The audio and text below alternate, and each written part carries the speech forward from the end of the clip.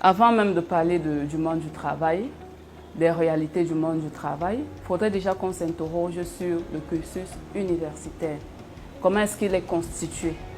Alors, chers apprenants, sachez que il y a ce qu'on appelle le cursus long, c'est-à-dire les longues études, comme on dit communément au quartier, ou bien long crayon, et ce qu'on appelle le cursus scolaire court, qui va beaucoup plus dans le sens de la professionnalisation. Bon, pour faire tout simple, je commence par le cursus scolaire long. Ici, à l'université, vous aurez 3 cycles. Premier cycle, deuxième cycle et troisième cycle.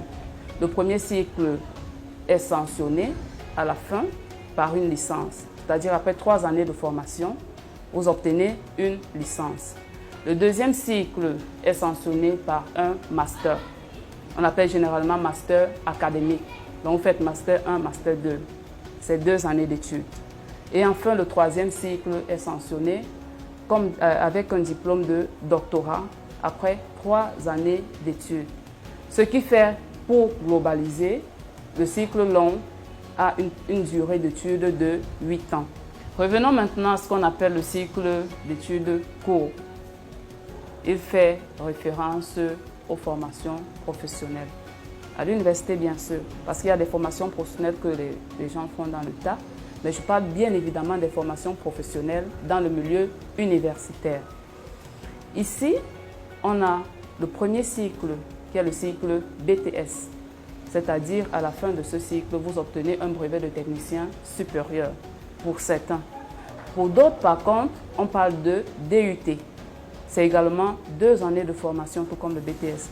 Le DUT, c'est le diplôme universitaire de technologie.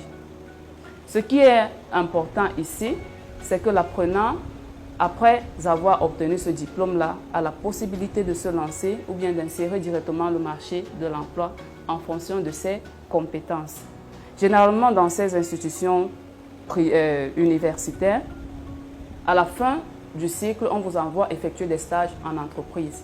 Je vous dis, c'est là que vous déterminez votre emploi futur. Puisque si vous vous rendez indispensable, je veux dire, pour le chef d'entreprise, il ne voudra plus jamais se séparer de vous. Donc c'est là que vous marquez votre importance pour cette entreprise.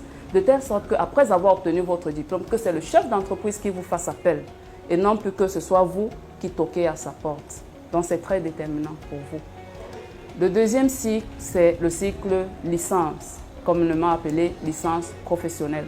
Donc après le BTS, bien évidemment, on fait 1 année supplémentaire d'études et on obtient sa licence professionnelle. Le principe est le même. À la fin de la formation, on va toujours en stage pour faire une reconnaissance générale de ses acquis. Le dernier cycle ici, c'est le cycle du master professionnel. C'est 2 années d'études. Le principe reste le même. À la fin de la formation, on va en entreprise effectuer un stage. Alors, le cycle court, c'est 5 années d'études, ce qui est différent du cycle long qui est de 8 années d'études.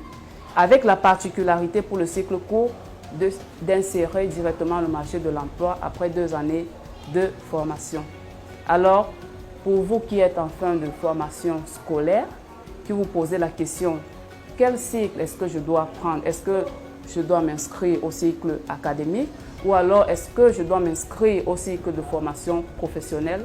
Vous avez déjà cette panoplie qui vous est déroulée là. Mais n'oubliez pas, c'est en fonction de votre passion, de vos capacités et du marché de l'emploi. Je vous remercie.